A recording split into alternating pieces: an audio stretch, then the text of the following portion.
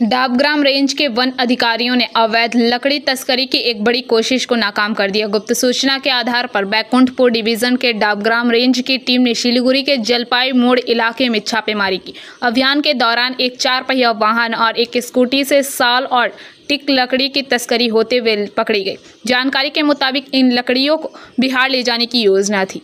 One विभाग ने एक आरोपी को गिरफ्तार किया है। पकड़े गए व्यक्ति का नाम विश्वनाथ बर्मन है, जो सिलीगुड़ी के माटीगाड़ा इलाके का निवासी है। हालांकि स्कूटी चालक मौके से फरार हो गया। वन विभाग के सूत्रों के अनुसार उसकी तलाश जारी है। जब्त लकड़ी और वाहन को कब्जे में लेकर वन अधिनियम के तहत मामला दर्ज कर जाँच शुरू कर दी गई है।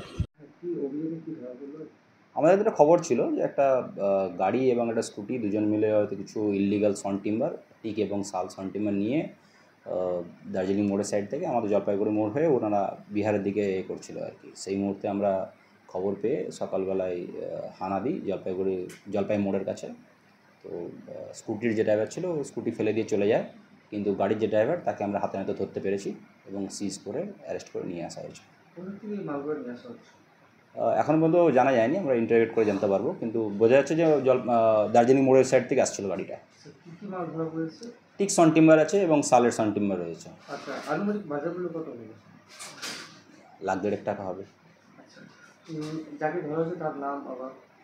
তার নাম রয়েছে বিশ্বনাথ বর্মন, বাড়ি মাটিগাড়া। একজন পলাতক রয়েছে, আইডেন্টিফাই করতে পেরেছি আমরা, তার নামে ব্যবস্থা নেওয়া হবে।